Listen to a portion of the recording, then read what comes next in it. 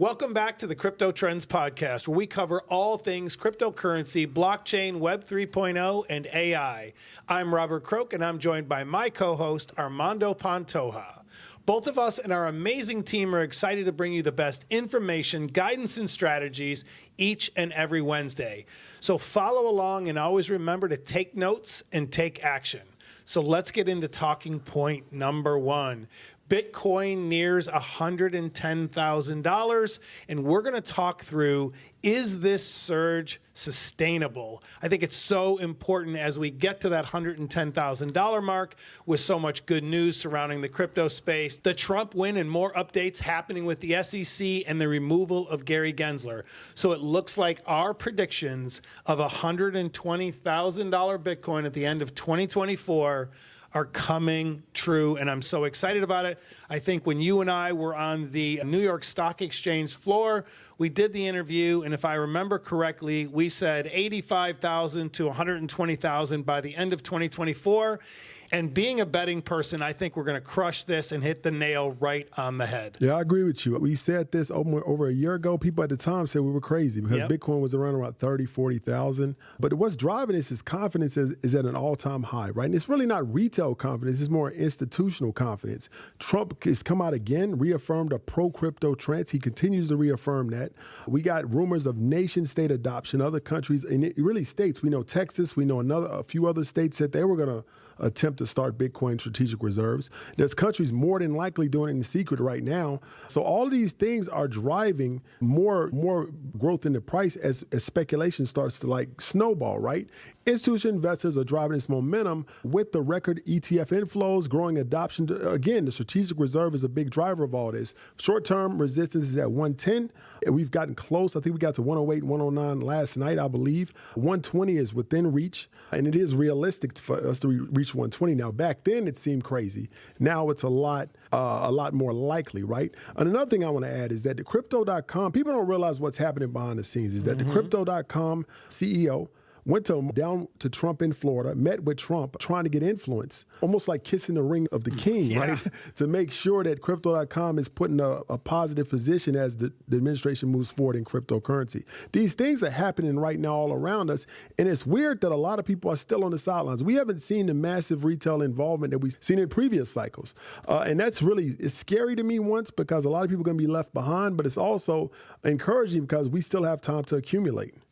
I feel like it's Groundhog Day all over again for 2017, 2021, where so many people will watch our podcast, listen to our lives, join us in our DMs, but yet they still don't take action. And we lead this show off every single week. Take notes and take action. I wish I could just get it tattooed for everybody. Maybe we should give them Post-it notes that just say that every single day. Because at the end of the day, I don't see a world right now how so many people are still sitting on the sidelines and are not taking action. Every single day, I swear I get 20 to 50 DMs that say, hey, I just came into some money, or I've got a couple $1,000s. Is it too late for cryptocurrency?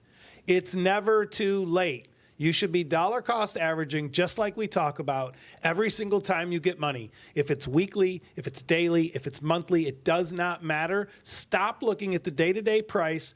Do yourself a favor. Look at the long-term appreciation of this asset class and stop worrying about day-to-day pricing, and you'll be a lot better off because right now, I don't care that Bitcoin is 105, 109,000. I didn't care a month ago when it was 90,000. I look at the long-term value of where is Bitcoin going to be. And if we all agree that one Bitcoin is probably going to be worth somewhere between $500,000 and $2 million in the coming years, guess what? That's all I care about. So for me, I'm going to be dollar cost averaging at least until 2030 and then reevaluate.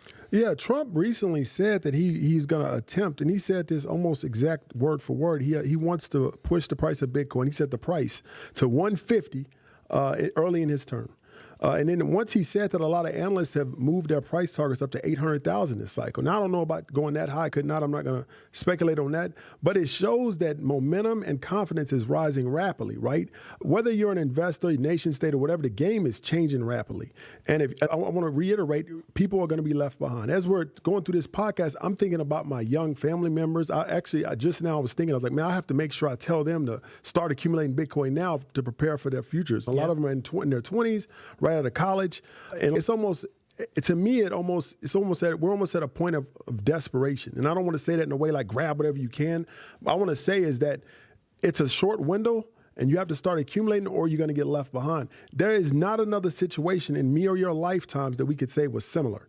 It may be when the United States was founded and everybody came over here and got land. It'd be so far removed from what our everyday experience is, it's hard for people to even realize what's happening. We're at a massive land grab, right? Is that you have to almost capture as much as you can right now, because in the future, if you don't, you'll be left behind. Yeah, I do think it's desperation. I really like that you said that word, because people just don't take it seriously. I don't know how the largest banks, the smartest and biggest investors, the countries, individual states, and everything in between are all in crypto right now, more and more, to get set up for the future in cryptocurrency, because they were late, and yet retail investors are still sitting on the sidelines with fear. I don't get it. I don't either. They hear one story of someone that got involved in a rug pull or a pump and dump, and they lost their money, and they say crypto's a scam. But if they were to zoom out and look at the real estate market, if they were to zoom out, look at the .com era of the internet, all of the above, startups, all of it, there are bad actors in every investment sector on earth. Gold, silver, it does not matter. Collectibles. There are scams and bad actors in every single sector.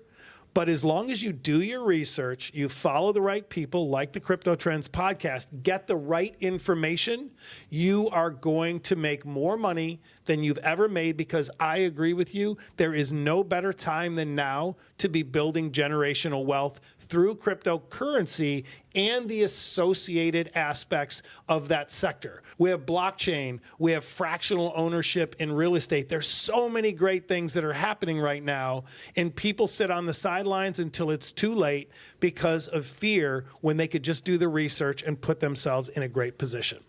So that leads us into one of the most under-talked about points that I want to cover today, and that is Trump reaffirming Bitcoin as a strategic reserve asset. This is an entirely new era for the U.S., individual states, and other countries. You mentioned that other countries are probably doing it.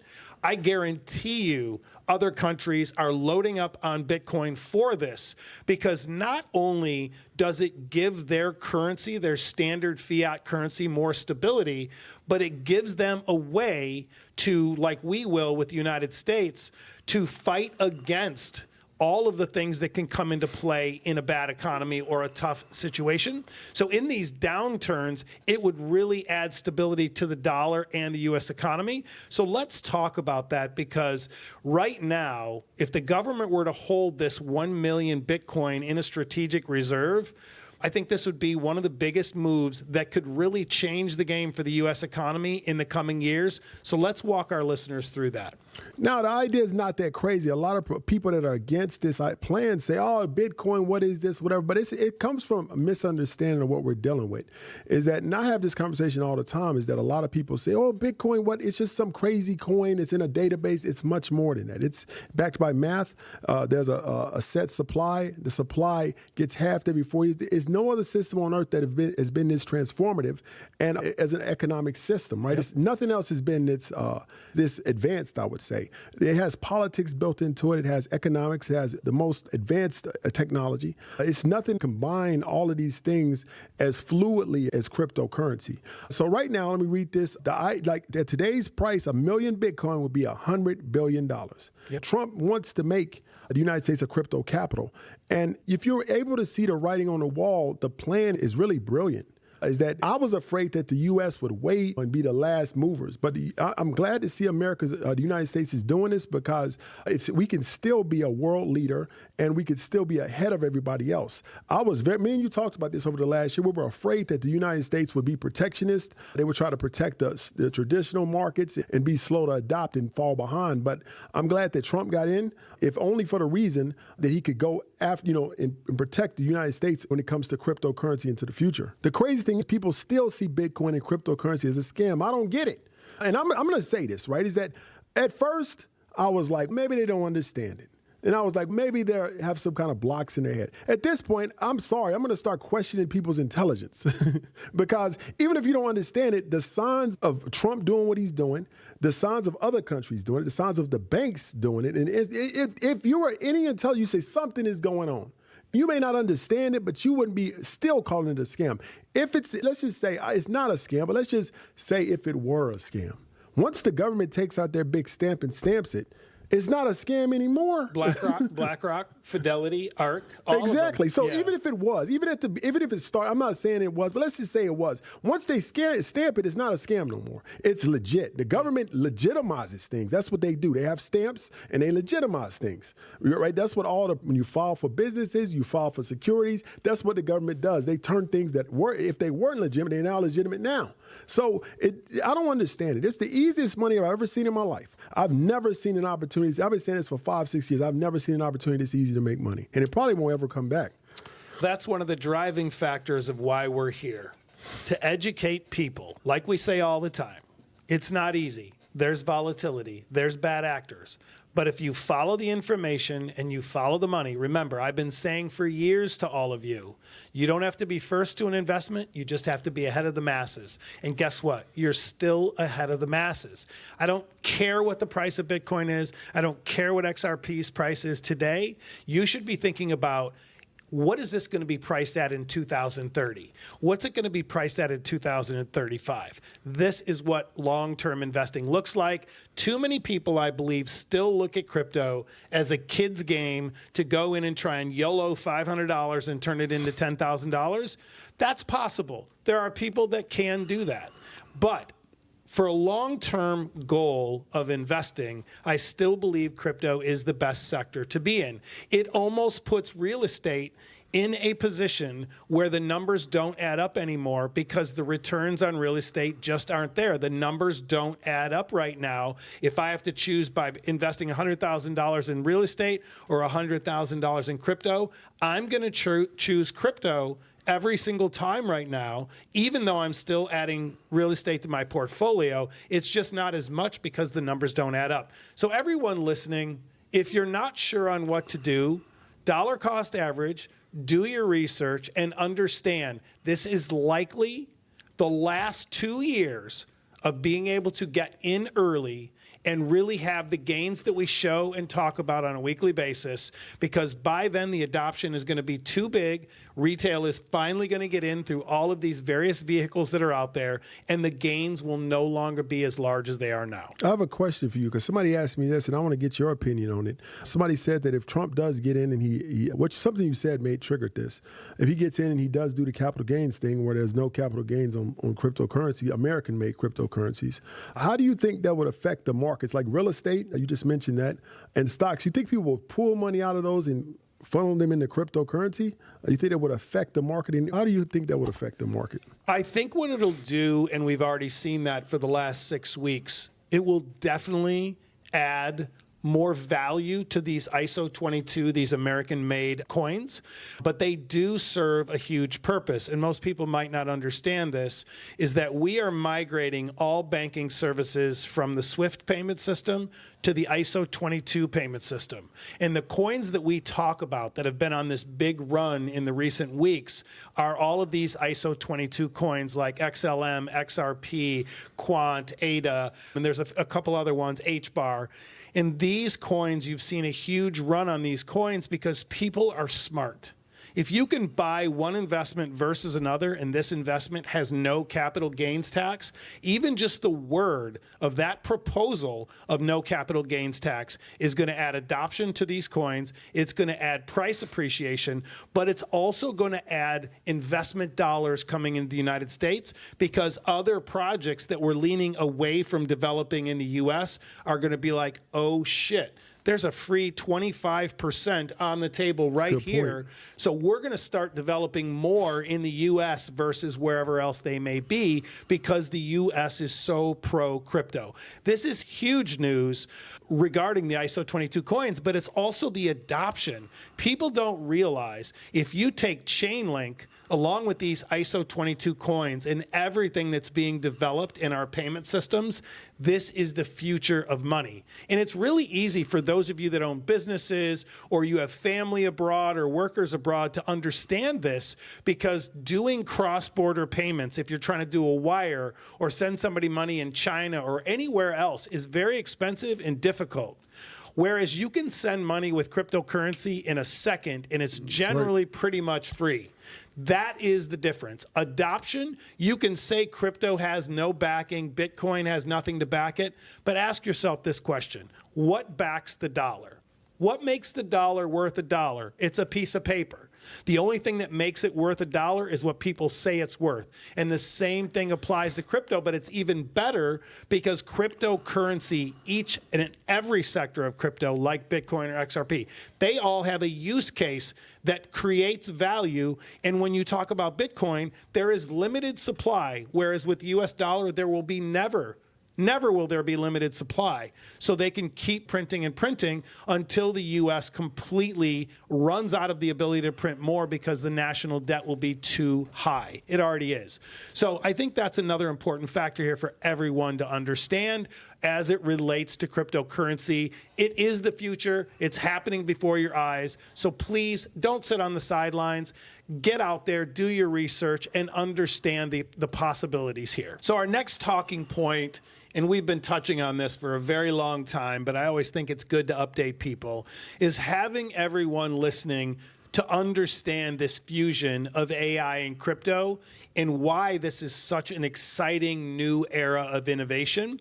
With the integration of AI and into the crypto world, what makes this such a big deal right now? I feel it is one of the biggest investment sectors to focus on over the next 2 to 5 years.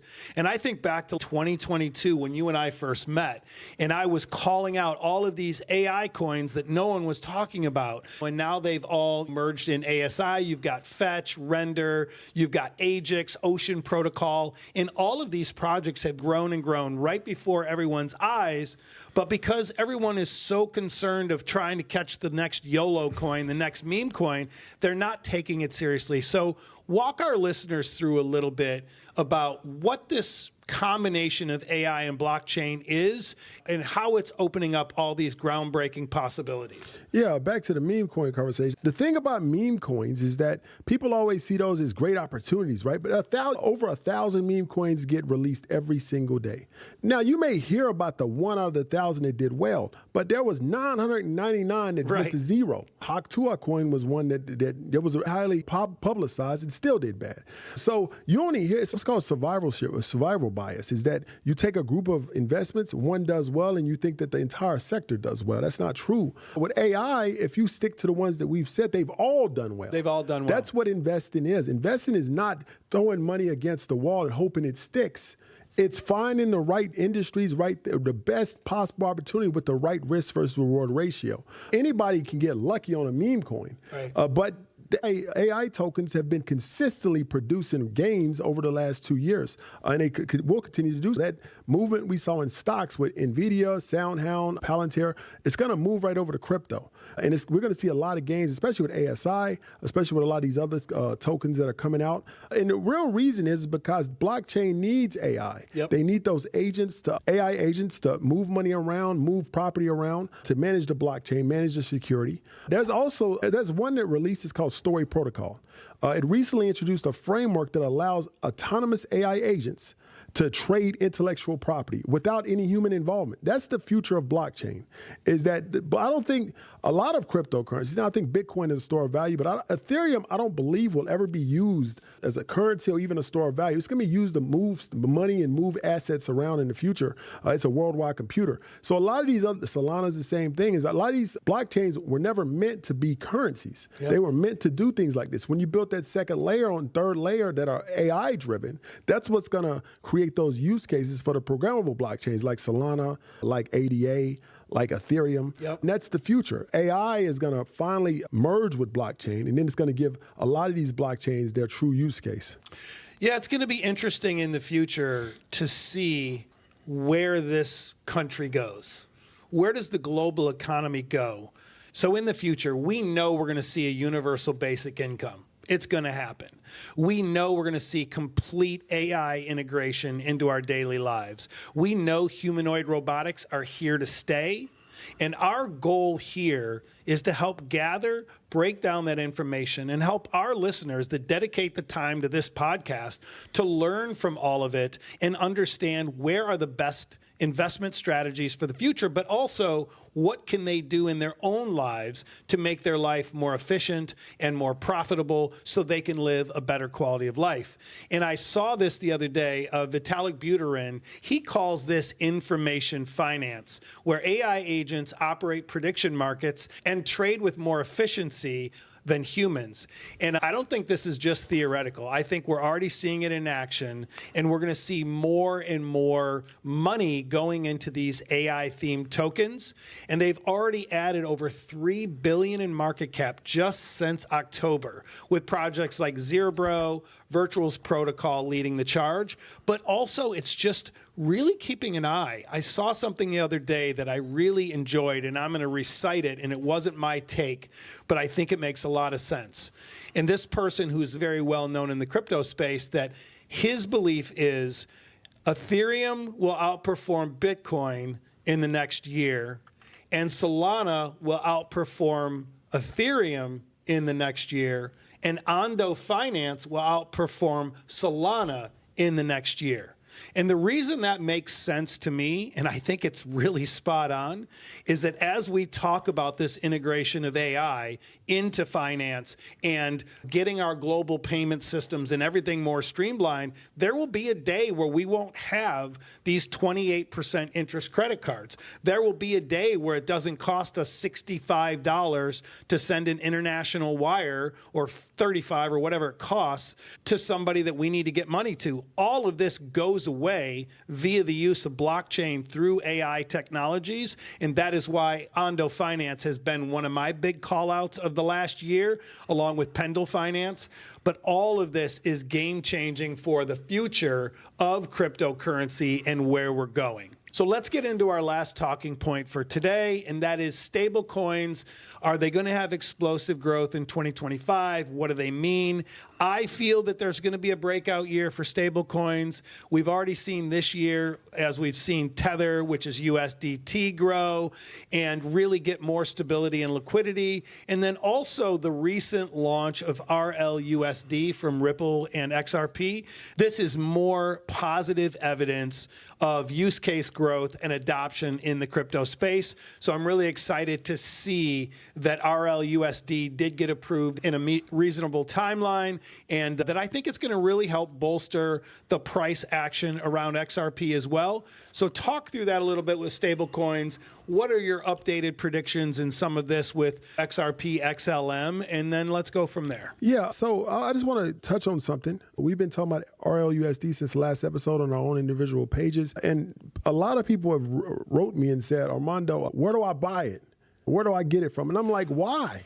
And they're like, oh, I need to get, I don't think they understand a stablecoin has no investment potential. Correct. It's zero, because it will always be $1. Hence the word stable. Yeah, the coins are stable. They never go up or down. That's so there's no investment potential. When we say growth, we means they're going to be used more. Yep. But the investment potential in RL USD specifically is XRP, because as you got to remember, stable coins like Tether. So Tether, for example, is built on Ethereum. So if you invest in Tether, your money will always be $1. So every token that you buy will always be $1. Investment potential is in the blockchain that supports it, because as you move Tether around, you have to pay gas. So that drives the demand for Ethereum up. Now, in RL USD's case, every time you transfer RL USD, you have to spend and burn some XRP. So the potential in investment is not in RL USD, it's in XRP, the blockchain that supports it, the XRP ledger.